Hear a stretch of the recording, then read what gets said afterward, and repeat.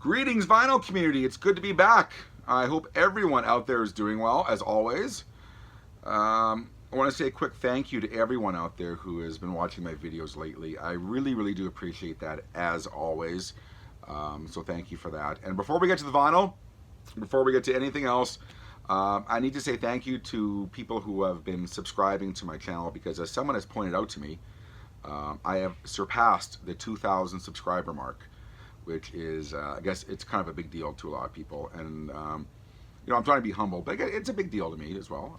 I don't really pay attention to subscriber numbers, as I'm not monetized, and it's not really a big deal to me. The fact that you're watching, whether you subscribe or not, is what's important to me, as long as we're talking about records. That's what's important to me. But while we're on the topic of subscriber counts, that's kind of cool.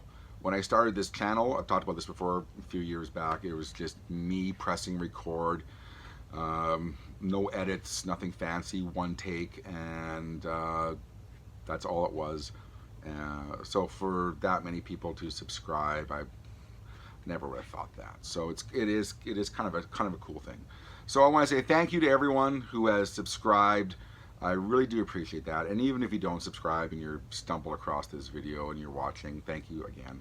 So really quickly before we get to the vinyl, a celebratory tip of the cup. Cheers, everyone. So thank you once again. Before we get to vinyl hauls, thrift store finds, etc., etc., I have some vinyl to show you, but it comes with a story, and it's about the records, and there's a moral to this. So just hang tight. So I have a lot of people who work for me who are from other countries, and a lot of times they go back for big chunks of time. And if I know them well enough, you know, being the vinyl sicky whore that I am, I'll say, listen, if you ever pass by a record store, here's a list of bands that I'm collecting, if you ever happen, you know. And so I had a gentleman who was going back to the Philippines for 2 months. And, you know, I've worked with him for a while, and we get along well. So I said, hey, here's a list of bands that I collect. If you happen to see any records by these bands in the Philippines, vinyl from the Philippines, text me, let me know, and I'll happily buy them. And there's kind of a moral to this story, that don't assume everyone is like you.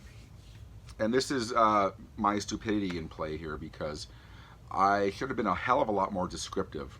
And because what I meant, and you probably know what I mean, I meant vinyl pressed in the Philippines, Philippine presses, pressings, I guess. And all he heard, because he's not a vinyl guy, is records that you will find in the Philippines. And I never said used vinyl, which is what I was wanting. So yeah, so I never heard back from him. He was gone for 2 months, and then he came back to work last week, and he had a little bag with him. I'm like, oh my God, he got me records. And then this is kind of where I've learnt my lesson about, and I should know better than this, to know that you need, when you're talking to vinyl, or if you're into comics, or you're into any other thing, and you're talking to a non-vinyl person, or non-comic person, or whatever you're into, be as descriptive as possible, because stupid here wasn't. So what he brought me back is it's well appreciated, don't get me wrong, but you'll see. Anyways, he went to a record store. I'm just happy that he actually thought of me, and he went to a record store while he was in Manila. But he went to a place called Satchme Records. Trust Vinyl. Look at that. Trust me, this is worth it for the bag alone. I got a record bag from Manila. Satchme Records. Trust Vinyl. And I look in the bag, and I had to chuckle to myself. And don't get me wrong, like I said, I'm not being an ingrate, or I'm appreciative, very much so, that he thought of me. But amongst the list of bands, he found a couple bands that I collect. But these are brand new records. But anyways, that I have already. He got me a copy of Depeche Mode, Violator, if I hold it up right. And nice Satchme record sleeves. Anyways, and I love the descriptive sticker here. This is part of their Vinyl Essential series. if I can spit that out. Depeche Mode, Violator. Super good record. This is the album that made the band recognizable everywhere. That's pretty good English, I would say. And I don't know what the dollar is in the Philippines. I shouldn't be so ignorant, I should know that. But it's 1,700 Philippine dollars. I don't know what that converts to. Anyways, nice custom Satchme record bags. I have to say, they don't half-ass it there. Really nice quality bags. But obviously I have this record many times over. But it was, and then I think even in Manila, these are U.S. presses on, yeah. So they import these from the U.S. So, yeah. Stupid me. And then he brought me back a U2 Record Store Day title, which I already have as well. Both records I had already. This is the Record Store Day picture disc for Lights of Home. Nice custom backing card. Like I said, they don't half-ass it over there. They have custom backing cards. They have these cardboard ones that you would find in Canada. We need to step up our game, Canada. They got custom backing cards. Anyways, like I said, I have these both, and like I said, if there's a moral to any kind of story here, not that you need me telling you this, is explain yourself a bit better. Don't be stupid like Dave. Anyways, like I said, I thanked him a million times over, and it's the thought that he would actually do this while he was on, visiting back home. That was, and like I said, it's worth it for the bag alone. And like I said, if there's another moral, trust in vinyl. Look at this guy. He's loving it. Trust in vinyl from Satchme Records. So yeah, that was really cool. And like I said, I learned a big lesson on that one. Having said all that, let's get to some other records. Yeah. I'm not very smart. Anyways, what I got to show you is a couple new records, and then I got a couple really good hauls to show you. Hopefully I'll have time for them today. All of it. So, because like I said, last video and the video before that, we're going into record fair season. As you notice, the length of time between videos is getting a little bit longer, which will pick up. I'll go back to my regular schedule after record fair season is over, end of April. The first record I'm going to show you. I've been wanting this on vinyl probably since mid-90s. This is a band where you will predominantly find their records in England or Europe. And when I go there, original copies of this band's records are very, very... And even though I want them really badly, I just can't justify paying the money that they go for. And then I was on Amazon, and I was unaware that my favorite reissue label, Music on Vinyl, did a reissue for this. And it was, I think, only 20 bucks versus the 100 bucks Canadian it probably would have cost me. But we're talking about the band Therapy. Definitely one of my favorite bands from the 90s, and if I had to cobble together a top 20, my favorite 20 bands of all time, they would be in there. Therapy from Ireland. This is their first major label album called Nurse. And how I found out about Therapy, this is the magic of pre-internet. Back when I was younger, in my late teens, would go down and get the import copy of Melody Maker or Enemy, probably Enemy more than Melody Maker, to be honest with you. And I don't know if, I can't remember if Therapy were on the front cover or there was a big ad for this album. It looked interesting. Hadn't sampled it, obviously. No internet. Way back in the dark ages of the 90s, early 90s. And I went to a local store, and lo and behold, they had a cassette copy of this, and I bought it sight unseen, just based on the ad and how it looked. And I loved it. And I had no idea what it was. It could have been techno. It could have been R&B. I have no idea. It just looked interesting. And I loved it. I fell in love with the band. And I went back and got their indie cassettes. They had a couple indie cassettes that were out before this. And then I followed the band ever since. And it's I'm just very happy to add this to my collection. Therapy Nurse. This is a gold numbered, this is a gold stamp number 758 on red vinyl. So Therapy Nurse, very, very happy to have this. And this might be my screen cap because I'm so happy to have this. There we go. Anyways, this next one for Christmas, I had asked my wife for this box set, but I have guilt asking for expensive items for Christmas. Uh, and for what you got in this box set, it was 4 records. I think it's 3 or 4 records. 4 records. 2 of them I already had, so you're buying it basically for their remastered vinyl and the demos, I guess, or BBC sessions or whatever else was on this box set. So I told her in the end, listen, don't spend the $175. You know, you can spend that money elsewhere. And I'm talking about the band Nazz, or if you're in the UK, Yazoo, or in Europe, I guess. They had a box set called 4 Pieces that I really wanted, primarily because it's really difficult to find really decent condition copies of their first album, Upstairs at Eric's. And then I had read, I subscribed to the Mobile Fidelity newsletter, and I got a notice that they had some more of this record in stock, what I'm going to show you here, and that it was going out of print. And this is your last chance to get the Mo-Fi pressing of this album. And I said, fuck it. I shouldn't be swearing, sorry. I said, damn it. I'm going to buy this before it goes out of print. So I got the Mobile Fidelity Sound Lab pressing of Upstairs at Eric's. And I know these are coming out remastered soon, actually, but I don't know if you could do better than a Mo-Fi pressing on this one. And I was duly impressed. This is like another gold stamped numbered 5150, 5150. Maybe Eddie Van Halen plays on this record, and I just don't know it. 5150, gold stamp number. That's a lame joke. Anyways, so happy with this one. Dead quiet. And I love what Mo-Fi does is that they extend the intro. So, you know, because usually records have a very, very thin intro lip. So it gets crackly and it gets you know. But anyways, the Mo-Fi ones, or any kind of audiophile ones, they extend it a bit. So there's a lot of lead-in time to the music, and it's dead quiet. I love it. One of my favorite albums of the 80s for sure. Alison Moyet and Vince Clarke. So anyways, Upstairs at Eric's, the Mo-Fi pressing, that is now going out of print apparently. So that was my only other new record to show you. I guess that was, number, aside from the Philippine records, number 4. All right, let's get to these hauls here. So I got a stack of 7-inch singles to show you. I don't know who cares about those.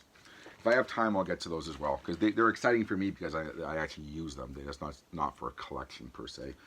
But 2 hauls. I think, you know what, I don't think there's any other preface needed. Just 2 hauls of records from thrift stores. One record really quickly is not from a thrift store. It's from a local store. And as a record I needed very, very, very badly a new copy of. And I've been looking for a couple of years. Either it's obscenely overpriced or the condition isn't that great. But I found a really beautiful copy at a local record store called RCP. And it was actually reasonably priced, $20. I would have paid $40 for, no, actually I wouldn't have paid $40 because I'm cheap. I would have paid up to $25. Ministry Twitch, their first album for Warner. They had an album before this called With Sympathy that was very different sounding. But I got a very beautiful, pristine copy of Twitch original Sire Records pressing. So I was very, very, very, very thrilled to find that one. Finally, I have an upgraded copy of Twitch. All right, so now we can get to the thrift store vinyl. A couple really good hauls. This is in no real order particularly. I'm going to try to get through this all. This might be a long one today, but you know what you do? Stop watching when you're tired. Come back when you're re-energized and watch again. Dance Craze. This might be the second time I've found this at a thrift store this year. In the last 12 months, last 12 months, not since beginning of 2019, because that would be ridiculous. Dance Craze. If you don't know Dance Craze, I've talked about this one before. I think I'm sitting on 3 copies of this one for some odd reason. It's the Two Tone record label, and it's live, and it has, you can see who it has on it. But I had this record when I was very, very young, and it was very kind of influential for me. I was really, when I was in my early high school years, I used to have a denim jacket as one was want to have back then. A lot of people had metal stuff all over it, and I was definitely into metal. But I had a jacket in grade 10, which is the first year of high school here, and it had a big Madness logo on the back, and it had specials pins and English beat stuff. I was really, really, really into two-tone at the time, which is a very lonely thing in Western/Northern Canada. Very lonely. But very influential album for me. It's kind of like the greatest hits of the two-tone catalog done by those bands live. So Dance Craze, and I believe there's an accompanying video for this, which I've never actually seen before. It was US pressing. There you go. Very, very happy to find that one. Talking Heads. So rarely will I find a Talking Heads record at a thrift store. This might be only number 2, possibly. But I got a copy of Speaking in Tongues, which I'm not surprised. If you're going to find a Talking Heads record at a thrift store, it's going to be this one, because it has Burning Down the House on it. And this will apply to another record you're going to see right away. But this has Girlfriend is Better on it, which I think is better than Burning Down the House. I'm kind of sick of Burning Down the House, but Girlfriend is Better is definitely my favorite song on this album, maybe one of my favorite Talking Head songs. But really super nice condition copy of Speaking in Tongues. Art of Noise.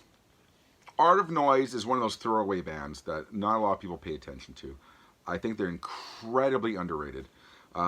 They got known for kind of novelty songs like Peter Gunn, and they did a version of Dragnet, and then they did a song with Max Headroom called Paranomia, which I actually think is a brilliant song. I love that song.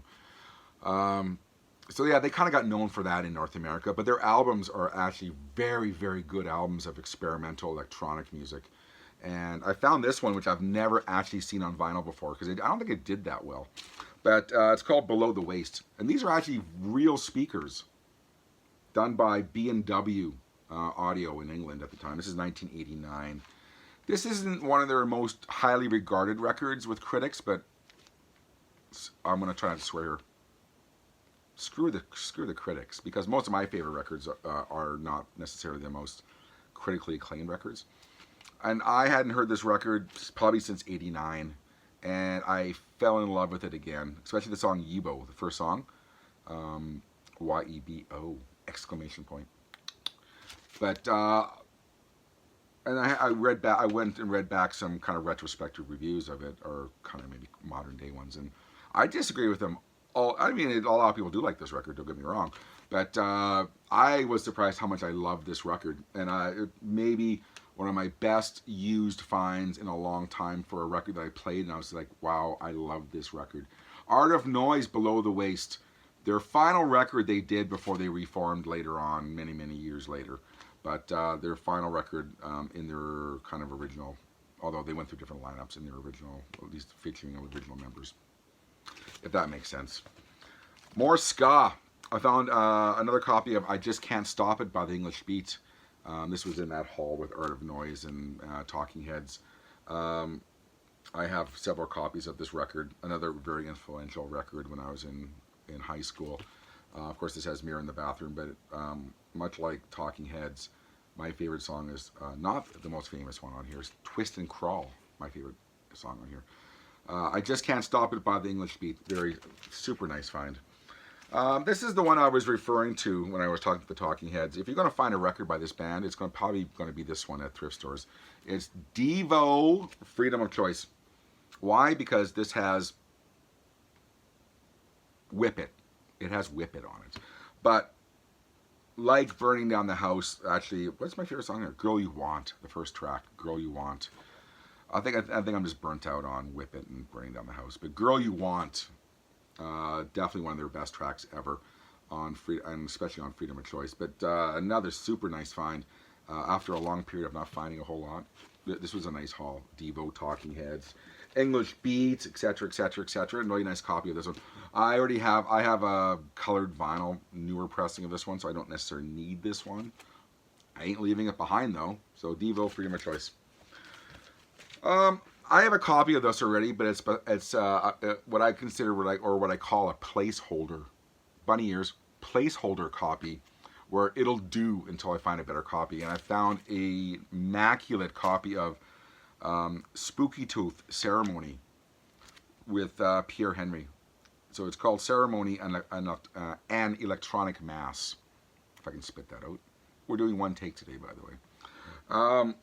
I love this record. 1969? Original Polydor Canada pressing of Spooky Tooth. Decent record. I don't know what to say about it. It's one of those records you kind of have to hear. It's not atypical of Spooky Tooth music, but it's at least they stepped outside their comfort zone and made this kind of really weird electronic record. Spooky Tooth. I'm sorry, I am trying to rush through. I'm trying to squeeze everything in here.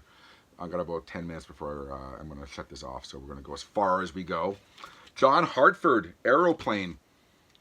I was only vaguely aware of John Hartford. I know he's kind of a hippy-dippy-doo folk artist, not in the, I don't know, not in the Woodstock kind of sense. He was a bit different as a folk singer anyways. You don't see this record around very often because apparently it did very, very, very poorly. So poorly that after this record came out, Warner Brothers pulled all publicity for his next record. They just released it, and I think they were just hoping to get him off the label. But John Hartford, very hard to find record called Aeroplane. Kind of a, I want to say folk, but it's more bluegrass. I guess bluegrass, but not in this country music sense. You have to kind of listen to it anyways. John Hartford, very, very hard, like I said, hard record to find. Aeroplane.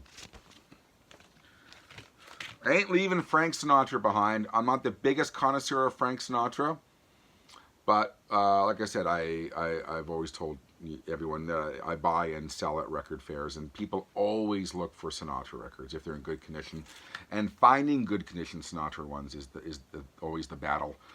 This one I don't know if I've ever had in my hands before, but it's called Swingin' Sessions. This is actually an original Canadian Capitol Records pressing. Yeah. Anyways, don't know what else to tell you about this one. I played it. It's fine. It's Sinatra with big band. And I know, is it in the shrink? Might be. Textured sleeve. Anyways, Swingin' Sessions, Frank Sinatra. Not something I'm going to hang on to, but I do appreciate that a lot of people out there do love Frank Sinatra. I'm just not one of them. Anyways, another one of those records. I'm just, you're not going to leave that behind. Angel City Darkroom. And if you're in Australia or maybe other parts of the world, they were called the Angels. But they were really big in Canada for two records. They were big for, they were known for a record called Face to Face. And they were known for Darkroom. Not known, but Darkroom did very, very well in Canada. It's just very odd that they would do very, very well. An Australian band would do very, very well in Canada back in this time, making kind of hard rock music. They must have got a lot of radio play at the time. But Angel City Darkroom, I just take it as known that people know this band because where I'm from, you see these records everywhere. Like, they sold tons of records on Face to Face and Darkroom. So if you don't know this band, give it a sample. Or go online. That's what YouTube's for. Really nice condition copy of Hearts magazine. Don't know really what else. Heartless is the good song on this one. If you don't know, this record was released more or less without the band's consent. They were having some arguments with their record label, Mushroom Records, at the time.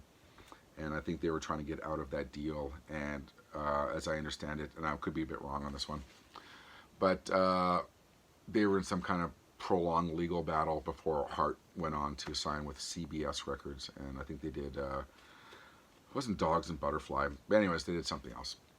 The one with Barracuda. I'm brain farting. But Mushroom Records took some unauthorized recordings that the band had been working on, and they cobbled together this release called Magazine, like I said, without the band's consent. And it did really, really well. It's just, it wasn't an official record. And although Heartless is the big song on here, the rest of the album kind of sounds a little bit cobbled together, which it was. But anyways, Heart magazine. There you go. There's an unnecessary, unneeded story about Heart. I was actually thrilled to find this one. Billy Bragg. I'm a huge Billy Bragg fan. A lot of people know him of his work with Wilco, which I know it's good. A lot of people love it. It's not my favorite period of Billy Bragg. I like his earlier Billy Bragg, his earlier time period. If I can spit that out correctly once again. Anyways, Life's a Riot with Spy versus Spy, an original UK pressing at a thrift store. I mean, thank you, whoever donated this. Very, very thrilled to have. I didn't have an original copy of this one. Now we do. That was a nice find. 38 special. I had a couple 38 specials here, and I damn it. I think I already filed the other one. I found a really nice condition copy of their first record, which I have been looking for, just called 38 Special. And I'm talking about a record that's filed over there. And because I played it and I loved it. But I've been looking for a really nice copy of their first record for a long, long time. And I found one at a thrift store, along with this one called, what am I rocking into the night? I don't know why I'm brain farting this one. This was their first kind of big record with, like I said, Rockin' Into the Night was a big radio song. 38 Special. As I'm dropping records left and right. You can tell I'm out of practice. I haven't done a video in a while. What else have I got here for you? Chuck Berry, Hail, Hail, Rock and Roll. Another record I already have, but I'm sure someone's gonna want this one. If you've not seen the documentary, Hail, Hail, Rock and Roll, despite what you may think of Chuck Berry, one of the best music documentaries I've ever seen. I loved it when I was young. Look at this backing band for the All-Star concert at the end of the movie. It's Eric Clapton, Keith Richards, Linda Ronstadt, Robert Cray. The backing band's just amazing. And there's Julian Lennon for some unknown reason. But really good documentary. Loved it when I was young, and the soundtrack's actually really killer. So Hail, Hail, Rock and Roll by Chuck Berry. Very thrilled to find that one again. Altered Images, just cause. Why not? It was there. I had a haul of some 80s stuff, and I'm an 80s record nerd sucker. I didn't have this one. Original copy. It's produced by Martin Rushton, who did a lot of the Human League records, actually, and did a lot of influential 80s stuff. But Altered Images, Pinky Blue. I haven't heard this one in years, so I really can't comment on it. The Best of Flock of Seagulls. Don't laugh, because you know what? Even though you guys all know, it's really sad that this band got kind of pigeonholed with the haircut and with the song I Ran, because if you're one to like 80s music like me, they had a hell of a lot more to offer than I Ran and a haircut, and it's sad that that's kind of where they got pigeonholed. But if you listen to their best of album, this one, you'll see that I Ran is only one of a few insanely good songs that the band had. And I know you guys all don't care about Flock of Seagulls, so I'll shut my mouth, but really, I actually really do love Flock of Seagulls quite a bit. Thomas Dolby, The Golden Age of Wireless. I'm not sure why I didn't have this. I know I have this on CD, but this has Blinded Me with Science on it, which actually it's odd, but a month ago I went to pull this record to play and realized I must have sold it or traded it or something. But there you go, Golden Age of Wireless by Thomas Dolby. The Outfield, not something I would usually buy, but then I bought Flock of Seagulls, so who the hell am I to talk? But the Outfield, this is the one that has Your Love on it. When I DJ 80s nights, I get tons of requests for the song Your Love, and it only started about 2 years ago. Nothing for 8 years of DJing 80s nights, and then all of a sudden 2 years ago, Your Love, Your Love, Your Love, Your Love. Girls love that song again. Don't know why. Anyways, Outfield, Play Deep. Where am I going to go from here? You know what? I'll park the rest of those ones for now. I'll get to some singles. We're getting to the 30-minute mark. You know what? Maybe some singles I'll wait. But I had a haul of 80s singles, and I actually use these for DJing. So this isn't just collection going into my collection and it'll never get played. This goes into my DJ case, which I bring with me, and I DJ these 80s nights 4 or 5 times a year. Really big 80s parties that I'm proud to say that a ton of people still show up for after 10 plus years of doing it. So, and if you're in my area, we're doing a big one on April 6th. You can go to I Love 80s Edmonton if you want to see more about that. But these are records that these are all from a thrift store for $1 a piece.